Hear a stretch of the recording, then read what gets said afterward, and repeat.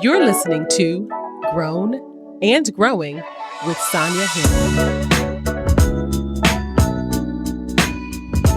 Hey guys, this week I'm revisiting one of my favorite episodes. It's a fave for two reasons. One, it's the first Grown and Growing episode I released over a year and a half ago. And number two, it's a really good one. And yes, I'm saying that about my own work because it's true. It's rare that I sit and listen to my episodes after the final edit. My voice still sounds very weird to me, and the mistakes are really pronounced. But this week, I had to choose an episode that I wanted to replay. And I chose Fear After 40, mostly because of where I am in my life right now.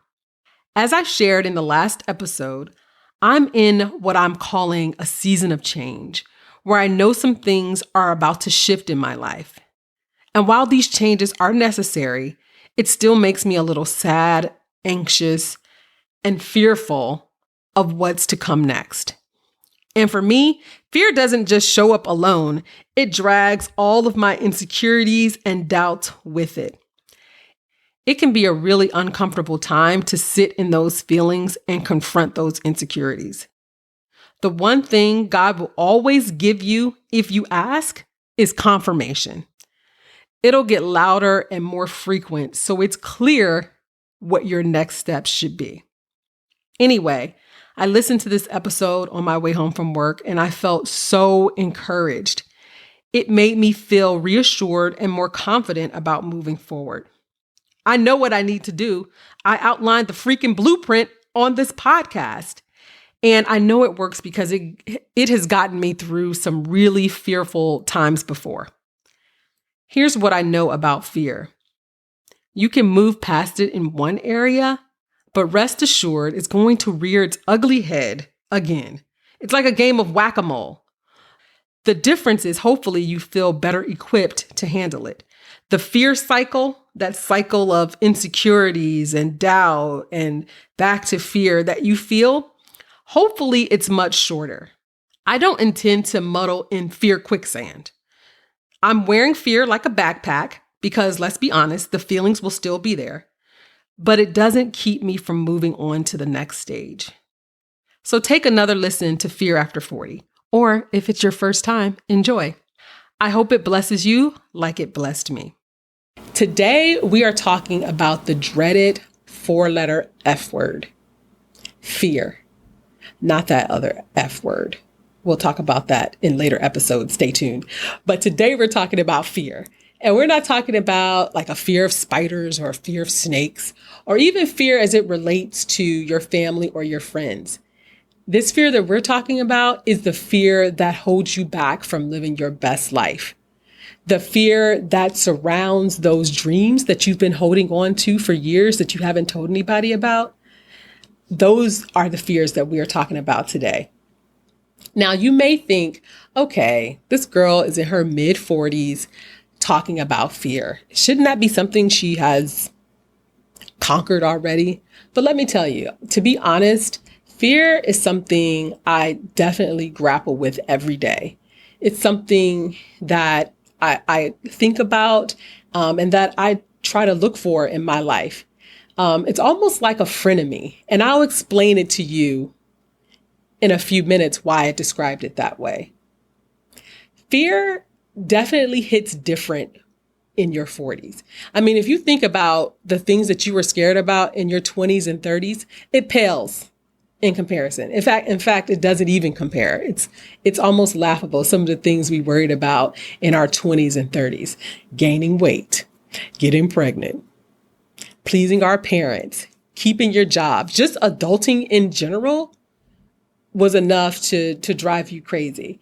But in your 40s, you kind of evolved past some of those fears, right? As adults, we learn how to adult, hopefully by 40. Some of us are still learning. It's okay though. But I think when we've turned 40, the fear looks different because of two things. One, there's a sense of mortality, right? I think the past 2 years we have been living through a pandemic. We've seen a lot of people pass away. It seems like every other week, we're hearing about a celebrity dying in their 40s and 50s. And that really hits close to home now. When I was 20, I wasn't really tripping off somebody in their 50s dying because, it was 50 and I was 20. But, now at almost 44, when I hear somebody in their 50s have passed away, that hits me a little bit differently.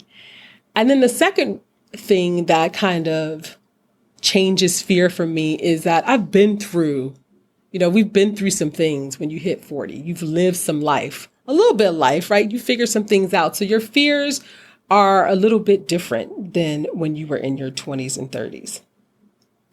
There may be some people out there saying, it's too late. I'm 40. I'm about to be 50. It's too late for me to dig into those dreams of my childhood. I'm too old. I have too many responsibilities. I got to take care of my kids or my parents. I have to work this job, pay these bills. When do you have time to dream? And when do you have time to go out there and conquer fears? And for me, I say it's never too late. In fact, urgency is necessary. If the last 2 years haven't taught me anything, is that we need to be urgent about conquering the fears in our lives so we can live the lives that we are supposed to live. So I want to talk about the type of fear that has kept me from living my best life. It's the fear that I am grappling with now. And so we're going to talk a little bit about that. In the first half of my adult years, I spent a lot of time checking boxes.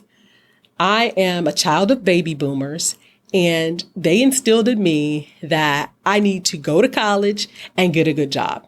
That's what my mama said, and that's what I did with extra credit, right? I went to college, I went to grad school, I got a good job, I got promotions, I bought a house, I got married, I had kids. I checked all the boxes that would make them proud. I was like, check, check, check, extra credit, check. Realizing that the absence of fear meant I wasn't pushing myself enough. It meant I was playing it safe in my life. So I was in my comfort zone, afraid to move out of the things that made me most comfortable. That was a big revelation to me. And what does it mean when I say I wasn't pushing myself enough?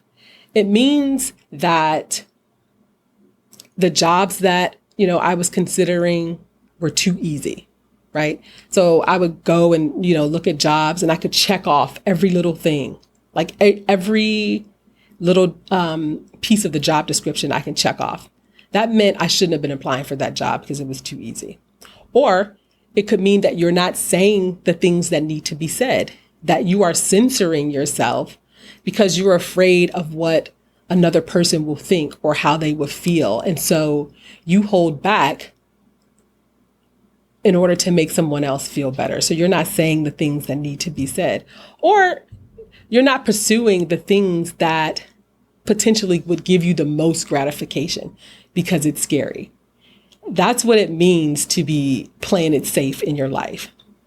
And so I noticed for me that stepping out of my comfort zone was a big fear of mine, and I needed to address it. So that may not be a fear for you. That may not be how fear shows up in your life. It may be different. It could be a fear of being alone. It could be a fear of rejection. It could be a fear of missing out. So how is fear showing up in your life? So once I identified that,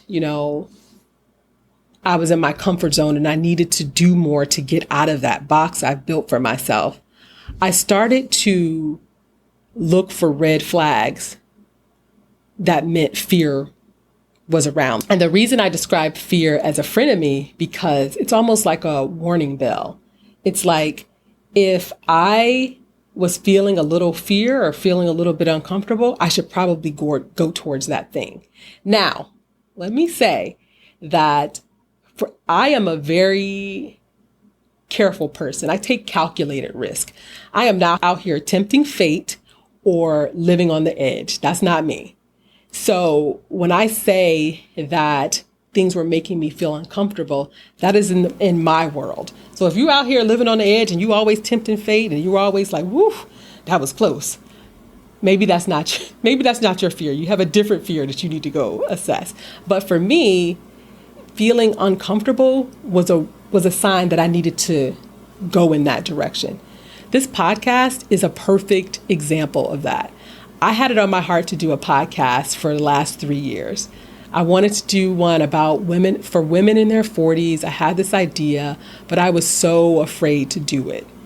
And, I finally got to the point where I was like, okay, look, it's either now or never. We're going to do this thing. And if I'm the only person that listens to it, or my sisters, because I'm going to force them to, it's okay, because I conquered a fear and I did it. I don't like the feeling of fear. I hate it, actually. I'm an overanalyzer, and it tends to show up as anxiety, like physically. But if I learn how to manage it and deal with it, then I'm a lot better for it. And so in order to combat the fears, I have to identify what they are, right? I can't just say, oh, this is scary. I need to push forward. You need to identify the specific things that are making you afraid. You need to identify these red flags. And so the red flags of fear for me that show up kind of consistently, the first one is self-doubt. I can't do it. I don't have the tools. I don't have the knowledge to do it. Why me? Why do I think I can do this thing? Self-doubt, probably number one on the list for a reason, because it shows up in ways that kind of disqualify me, right? I want to disqualify myself. That's a fear. The second one is avoidance. Let me tell you, I am never more busy than when there is something I need to do that scares me. So when there's something that scares me, I find all the things to do. It's a form of procrastination. I got to take the kids to school and their activities. I have work to do. I have a man to attend to. I got to get this house done. I got to have fun. I don't have time to do this scary thing. So I'm going to put all the things in front of it so I don't have to deal with it. Avoidance. This third one, it's kind of interesting because not everybody has this fear, or at least they don't admit to it. But it is, there's a concern about what other people think. What are people going to think if I do this? Now, everybody doesn't have this fear. At least they don't vocalize it, right? My husband, if he cares about what other people think, that would be a shocker to me, because he moves in a way that shows me he doesn't care about what other people think. He's going to do that thing. And if it pleases him, he's going to be happy with it. I still struggle with that a little bit. Not to the point where it keeps me from doing things, but they definitely bubble up as a red flag for me. And the last thing is, am I going to fail or look stupid? That's another big one. I am an overachiever, right? I love to achieve. I love to do well in things. People have described me as type A. I don't think I'm type A, but people out there would say, some people would say that. But, a fear of failure is another one that bubbles up. On the flip side, right, a 4B would be a fear of success. Now, some people have a fear of succeeding because they don't feel like they'll be able to live up to it consistently. So I hit that mark once, can I do it again? Or the fear of success means that there will be changes in their relationships. So their families and friends will relate to them differently because they've had this fear of success, and how will it change that dynamic? So those are a few red flags that tend to bubble up for me when I know fear is circling the wagons around me. Self-doubt, avoidance, concerning myself with what people think, and am I going to fail or am I going to succeed? So what do we need to do to overcome this fear? One of my favorite quotes about fear is, everything you want is on the other side of fear. And that has never been more true. Like that quote, I say that to myself. It's actually written on my desk to remind me that the life that I want requires me to leave my comfort zone. So what do you do to overcome fear? Here are some things that I do. I'm a work in progress, right? So these are things that I work on consciously every day in big and small ways to overcome fear. The first one is purposely make yourself uncomfortable in every situation, at work, at home, in your relationships. And when I say make yourself uncomfortable, that doesn't mean in a bad way, right? It's just pushing yourself to say the things that need to be said, right? In kindness, right? You don't want to curse people out because you need to say what you need to say.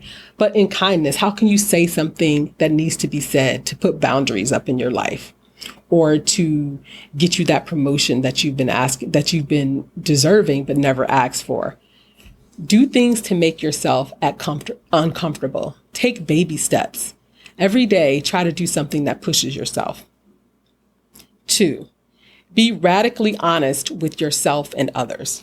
Now, I don't like to lie because I have a bad memory and I just don't have time to keep up with what I said to you. So I'm usually pretty good about telling the truth. But when it comes to overcoming your fears, it's really important that you write down your fears, right? What are your fears on one side of the page? And then on the other side of the page, why is this true? Or why is it not true? Be honest. Is this true or is this not true? And then if it's true, what steps can you take to overcome it? And writing those things down, seeing them, for me, it helps me see this is an unfounded truth, or this is something that I can overcome if I take these steps. So sometimes seeing it in black and white and taking the time to write down your fears and whether or not they are true or not helps you to take the steps to saying, okay, this is not as scary as I think it is, or here's some realistic steps, things that I can do to help me get over it. The third thing is do things that keep you feeling brave. You cannot conquer fear without being courageous. It's just a fact. In order to do the hard things in life, and sometimes conquering fear will require you to do hard things, you have to be courageous. So it's super important to do things that remind you to be brave, to surround yourself with people who are going to encourage you. So having your circle of friends or family, reading books that keep you inspired, that keep you on your toes, that give you knowledge and ways and tools to conquer things. And even on your social media. Now, social media can be a dumpster fire, I know, but you do have the option of curating a page to your liking. And so I make it a point on my Instagram to follow things that inspire me, that push me, that keep me in a good mood. Now, there's a flip side to that, right? It could make you feel bad. When it starts to make you feel bad, you need to log off and take a break. But daily reminders to push myself, to walk towards my dreams, to achieve my goals, helps keep me in check. And it helps me to remember, okay, I am brave enough to do this. So keep people around you and do things that are going to keep you feeling brave so you can conquer what you need to conquer. The last thing is shut up and get to work. Now, this may sound rude, but sometimes you got to stop talking and do the work. You got to start moving. Pick one thing every day to do. When I decided to do this podcast, I decided that I was going to do one thing a day, whether it was researching, listening to a podcast, taking notes, writing down my ideas. For 1 hour every day, I was going to do something to push me toward that goal of launching a podcast. And the way I rationalized that was if I can spend 8 hours a day or more working for an organization, I can spend an hour doing something for myself. Faith without works is dead. So you can't be out here talking about your dreams. You actually have to start taking steps to do it. So in overcoming fear, these are some of the steps that I take. Make yourself uncomfortable every day on purpose. Be radically honest with yourself and with others. Do things that keep you feeling brave, and then shut up and get to work. Those are the things that I do to overcome fear. I hope this podcast does a couple of things. One, to let you know that you are not alone. If you are in your mid-40s or older and you're still scared to cross some things off of your bucket list or to go after the dreams that you've held on for so long, you are not alone. I am right there with you. And I'm also here to let you know that you can do it. We can do this thing together. The second thing is, I want you to be able to think about how you can identify the fears in your own life and how you can confront them. Whether they're big or small, how can you take baby steps every day to knock down that wall of fear? Thank you so much for joining me, and I will see you next time.